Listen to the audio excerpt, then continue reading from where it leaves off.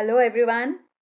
We are discussing the VARC section of CAT 2020 paper which was given in slot 2, and in this video we will solve question number 9 to question number 13 from the third RC passage given in the paper. Before we move on to solve the questions, let's understand the passage and summarize the passage and try to extract a proper logical structure from the passage. If we carry that summary in our head, then it will certainly help us in elimination of the options and understanding the traps given in the options. So, what the passage talks about is in the first paragraph, the author says that though it is being championed as a viable alternative in a low carbon world, we need to study further the direct and indirect impact of renewable sources of energy.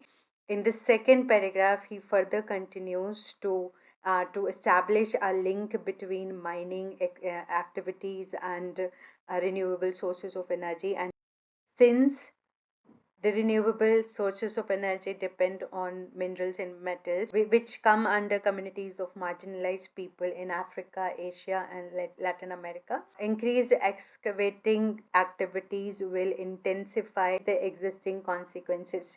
So, this is what is being talked about in the second paragraph. In the third paragraph, he establishes a link between devices that we develop for reducing the carbon footprint and their disposal. Their disposal, he says, perpetuates the social injustice. In the last paragraph, he again comes back to economic sustainability of renewable sources of energy. And he says that since one of the objectives of renewable sources of energy is to have democratic access and production in a small distributed manner, he says that it will not be very attractive for investors because they will not generate profit. Profit will be generated only when some amount of control is established in the financial chain. So, this is what the entire passage talks about. Now, let's understand how the questions can be solved and how the options which are not good enough can be eliminated. Let's go to the first question, that is question number 9. All of the following statements, if true, could be seen as supporting the arguments in the passage except. So let's understand the stem of this question. This question says if we take this particular option to be true or any of the options to be true, three of them will support some argument given in the passage, but one will not, and that the one that doesn't will be your answer. First option says one reason for the perpetuation of social injustice lies in the problem of the disposal of toxic waste. So if this information is taken to be true, then only we can support author's opinion which is given in this paragraph, in the third paragraph, which talks about how the disposal of toxic waste is done in the global south and global and to marginalized communities in the global north, and that is harmful activity. So this can support the argument given in the passage. So this is eliminated, this cannot be your answer.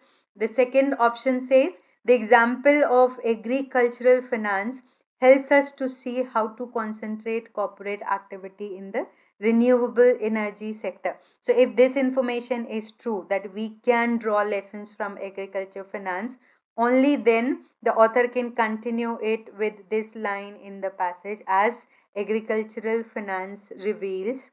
Then he goes on to tell us what the learning from agricultural finance can be. So this argument in the passage also finds support from the option. So second option also is not our answer. The third one says marginalized people in Africa, Asia, and Latin America have often been the main sufferers of corporate mineral extraction projects, and this is something that will support the information given in the second paragraph, and that's why this option cannot be selected. Fourth option says the possible negative impacts of renewable energy need to be studied before it can be offered as a financial investment opportunity.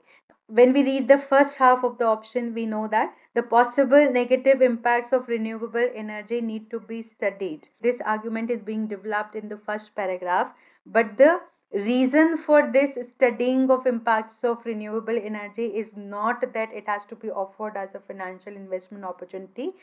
The direct and indirect impacts of renewable energy must be examined to ensure that a climate smart future does not intensify social and environmental harm. So, this is the reason why the author says that all the possible impacts have to be scrutinized. Okay, and whereas the option creates a link between this study and it being offered as a viable option to financial investors. And that's why fourth one is your answer to this question. The question number 10 says, which one of the following statements, if false, could be seen as best supporting the arguments in the passage? From the options, you have to find that option as your answer, which, if false, will support the argument of the passage. So in other words, what we have to do is we have to imagine the opposite of the option to be true, and then see if that supports the argument given in the passage. So first one says, the production and distribution of renewable energy through small scale local systems is not economically sustainable. So if this option has to be false, then it would translate as the production and distribution of renewable energy through small scale local systems is economically sustainable. And if that is the case, then the entire dilemma that is outlined in the last paragraph of the passage will make no sense.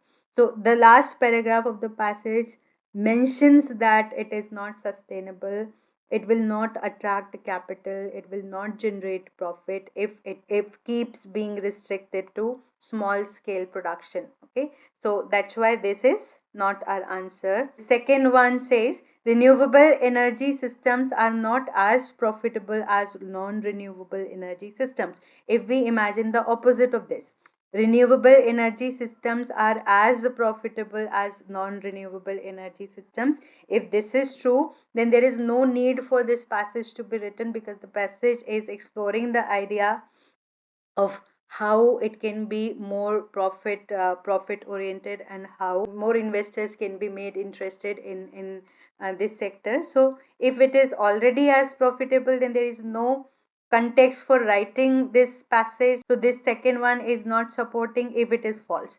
The third one, renewable energy systems are as expensive as non renewable energy systems. If we imagine the opposite, renewable energy systems are not as expensive as non renewable energy systems.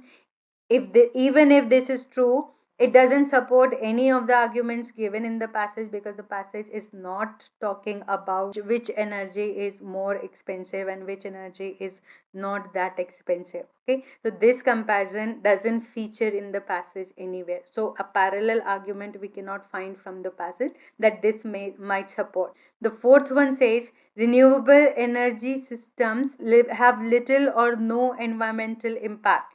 If we imagine the statement to be false, then it would translate as, renewable energy systems have a lot of environmental impact. And if that is true, then it will support the first paragraph of the passage, which says that direct and non-direct impacts have to be scrutinized before we support this option as a viable option for low carbon world. Okay, so this will support the argument given in the first paragraph, fourth option, if it is false. So your answer for question number 10 will be fourth one. So question 11 says, which one of the following statements best captures the main argument of the last paragraph of the passage? So this question does not want us to summarize the entire passage. What we have to do is we have to understand the argument given in the last paragraph of the passage. And while we were summarizing the passage, we saw that the last paragraph of the passage was talking about whether renewable investment in renewable energy will be sustainable or not. So first option says, Renewable energy systems are not democratic unless they are corporate controlled. Now, this option we know is contradicting directly what is given in the passage. The passage says that if they are corporate controlled, then the democratic access will not be there. If we try to develop the democratic access, then it will not result in highly concentrated economic activity. So, this is something that contradicts the information given in the passage. So, this can be eliminated.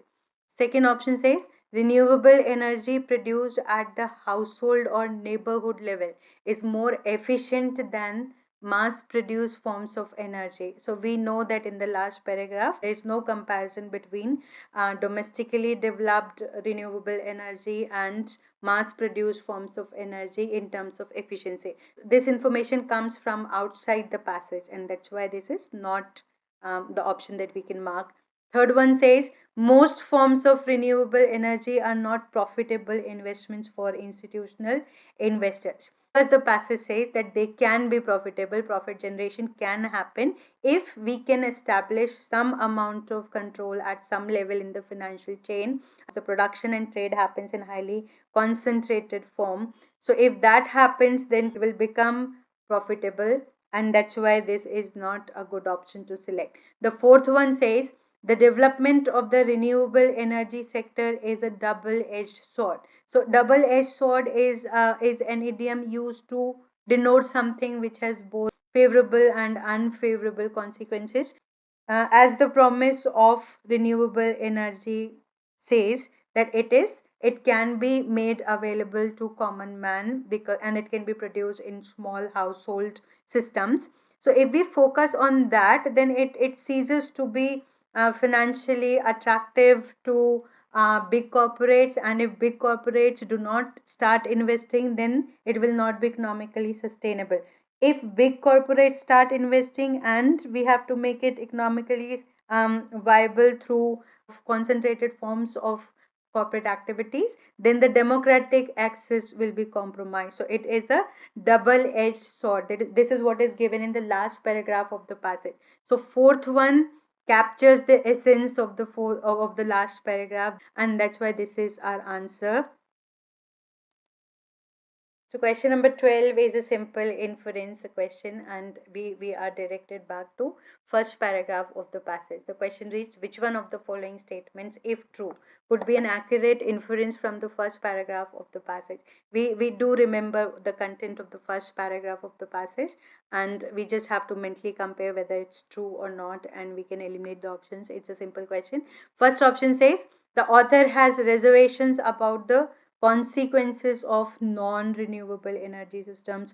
Non-renewable energy systems are beyond the scope of this passage, not mentioned anywhere. So first one is eliminated.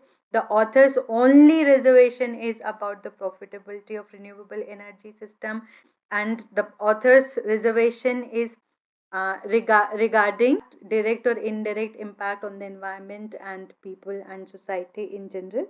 And that's why this is not the only concern of renewable energy systems mentioned in the first paragraph, so this can be eliminated. The author has reservations about the consequences of renewable energy system. So this seems to be pretty harmless option, because I find nothing in the option which can go against what is given in the passage. But let's take fourth option as well. The author does not think renewable energy systems can be as efficient as non-renewable energy systems. Now this comparison on efficiency of the systems is not given in the first paragraph. So we'll come back to the third option, which we found to be harmless, and that will be your answer for this question. Let's move on to the next question, that is question number 13. Question 13 says, based on the passage, we can infer that the author would be most supportive of which of the following practices? First option, the localized small scale development of renewable energy systems. The author will not be supportive of this option. If this practice is supported by the author, then it will defeat the entire purpose of writing the passage. Concern is the profitability of renewable energy systems and and their ability to attract investors and capital. So first option will not hold good. Second one says encouragement for the development of more environment friendly carbon based fuels. So we are not talking about carbon based fuels in the entire passage, we are talking about non carbon based fuels, renewable sources of energy, and that's why this is out of scope of the passage. Third one says more stringent global policies and regulations to ensure a more just system of toxic waste disposal. Since this is one of the concerns mentioned in the passage, in the third paragraph, which says that the third paragraph from in the passage, if you remember, says that the disposal of toxic waste has long perpetuated social injustice through the flows of waste to the global south and to marginalized communities in global north. So, if at all there is a possibility or ensuring a more just system of toxic waste disposal, then the author will definitely support that practice. Fourth option also, let's check the study of the coexistence of marginalized people with their environment. This study is totally irrelevant in the context of the passage. So since we have eliminated all the other options, the option which holds good and which is valid is the third one. So this is the practice that will be supported by the author.